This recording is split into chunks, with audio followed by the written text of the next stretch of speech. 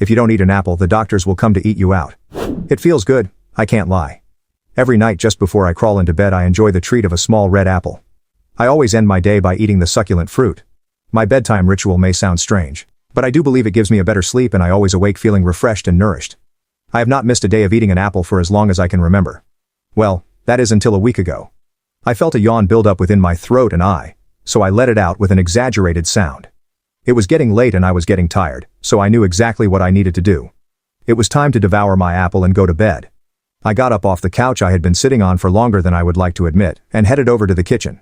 I walked past the large window that overlooks my fairly large backyard and towards the small wooden fruit bowl on my kitchen table. I looked down into it and expected to be greeted by a shiny red apple, but instead saw nothing but the bottom of the bowl. It was completely empty. I had completely forgotten to buy more apples that day, which would have been a better use of my time other than being parked on the lounge. This was the first time that this had happened to me. It would be the first time in my post-infant life that I had not eaten a piece of the fruit before going to sleep. I tried not to worry about it too much, but deep down I knew that my sleep would be restless and unfulfilling. I climbed into bed, my stomach rumbling slightly as I positioned myself underneath the sheets. I closed my eyes and tried to clear my mind to try and give myself the highest chance of going into a peaceful slumber. With my mind blank and seeing nothing but blackness, sleep was about to be upon me.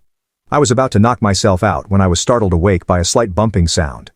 I jolted upwards in bed and listened for the noise again. Another bump sound echoed through my house. This time, I heard it more clearly, and realized that it emanated from my backyard. I kept listening, hoping that the noise would stop and I could just forget about it. But it persisted and I heard it for a third time. I couldn't ignore it any longer. I needed to know what it was that was causing this disturbance. I got out of my warm bed and hesitantly, and anxiously, made my way to the kitchen.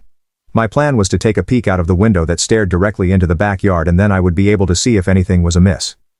I quietly crept into the kitchen area, cautious of what could be causing the sound. I slowly tiptoed over to the large window and took a quick look out into the yard. It seemed mostly normal. The large grassed area was still intact, and the long line of trees that ran around the edge of the garden were still and unmoving. There was one thing out of the ordinary in the backyard though. Standing near the back of the lawn, there was a woman. She was staring up towards the window and towards me. Her long white lab coat swayed gently in the wind. Around her neck hung a stethoscope and across her face sat a thick pair of black glasses. The woman was clearly two things. She was definitely a doctor and she was most definitely lost. When I first saw her I was more worried for her personal safety than I was mine. I was perplexed as to why she was in my yard, but I was concerned that something bad might have happened to her that led her here. At that moment, I just wanted to help. I left the kitchen and walked over to the back door that leads out to the yard. I opened it and took one lonesome step out into the garden. The doctor followed my every move with her eyes, but otherwise remained motionless. I looked at her for a moment, still trying to comprehend how and why she was standing on my back lawn. I called out to her, just to confirm that she was indeed okay. "Hey, excuse me. Are you all right?" I called out in the calmest voice that I could muster. "Do you need any help?" The doctor didn't break eye contact with me, not even to blink, but still remained mute and frozen. I called out once more, and again asked her if she needed any aid. Once I had spoken to her for the second time, I saw a quick flutter of movement from the doctor. Her right hand ever so slightly moved closer to the outside of her leg. Slightly closer towards her pocket. The small hand movement made me nervous. Maybe because it was the first time I had seen her move, or maybe because she moved closer towards her concealed pocket which I couldn't see what it contained. I grew anxious, but still tried to remain calm and deduce what exactly was happening. I opened my mouth.